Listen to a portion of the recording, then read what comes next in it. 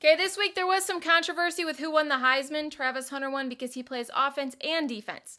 I'm not sure what the big deal is. Tua stops his own offense all the time. Miami, has Tua ever showed up in a big game once? In college. Okay. Mike McDaniel is now 3-15 against teams above 500. I think we need to try more bubble screens. Get sneakerhead James Franklin out of here. You should have him throw behind the line of scrimmage again. Get out. Before we move on to games, I still need everyone's Christmas list. Please send them to me. I already have Debo's. He airdropped it.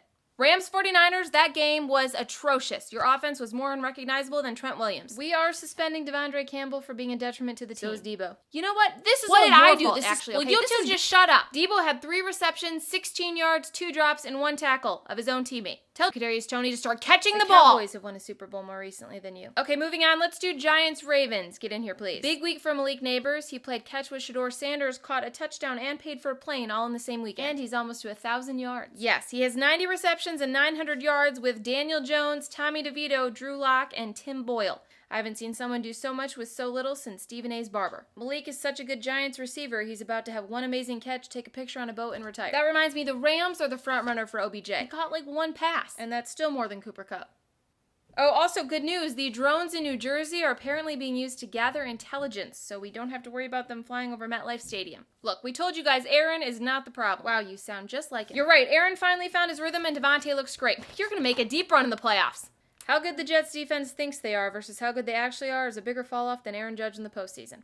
How come none of you guys told me how good Brian Thomas Jr. Doug! is? Okay, next, let's do Cowboys-Panthers. Don't look now, but we've won 3 games in 4 weeks. How did the Eagles struggle with these Panthers? Okay, Dallas, Rico Dowdle killed the Panthers defense twice, and Mike McCarthy decides to pass. We're just saving it for Ashton Genty. Oh, here we go. I haven't seen Mike McCarthy abandon the run that quickly since his last New Year's resolution. We did not get eliminated until December this year. That's pretty good. Okay, moving on. I'm sure you all heard by now Joe Burrow's house was broken into. His security system is still better than the Bengals defense. There was some confusion why Olivia Ponton was there. Please respect his privacy. They are not dating. She was just there to borrow one of his suits. Will you tell the Backstreet Boy to stop fumbling the ball? Look, Joe Burrow should be right in the MVP conversation. He is. He's the MVP of What If. Also, Jordan Battle fumbled the ball before crossing the goal line. At least their defense finally prevented a touchdown. All right, Colts-Broncos, let's do your game. At one point, the Broncos graphic read 3rd and 99, and the Bears would have still given up a first down. Look, before you say anything about JT, how do you drop the ball before crossing the goal line? I know it looks bad. Even Dan Orlovsky held on to the ball till he got to the back of the end zone. Jake Haener may have been a mistake. Jake from State Farm would have been better. Because you finally realized he sucks? No, because he kept saying it's giving touchdown every time he called a play. Those roughing the passer calls were terrible, and what happened with the clock at the end of the game? Yes, sorry about that. The ref, Sean Hochuli, mismanaged the clock so badly, the Bears are looking to hire him. Okay, just a couple more games. Kyler Murray will be out for the rest of the season. What? He cleared concussion protocol. Is he hurt? No, he has to go to the North Pole to help Santa.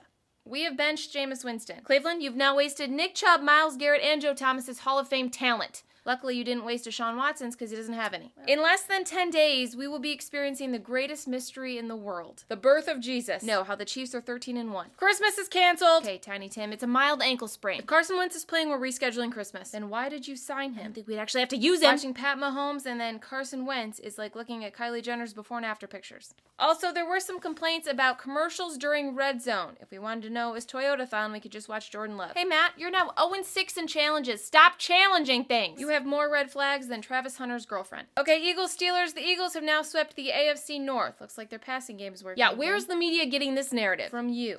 I'm sure you all heard about David Montgomery. Detroit now has 21 guys on IR. I haven't seen a Pride this wounded since Lou Holtz called out Ryan Day. Lastly, Caleb Williams showed up to the game dressed like he was going to Hogwarts. Harry Potter and the half-assed throw. Oh, one last thing. Don't forget about the Christmas party this week. Caleb Williams has offered to host it. After all, no quarterback is in a better situation.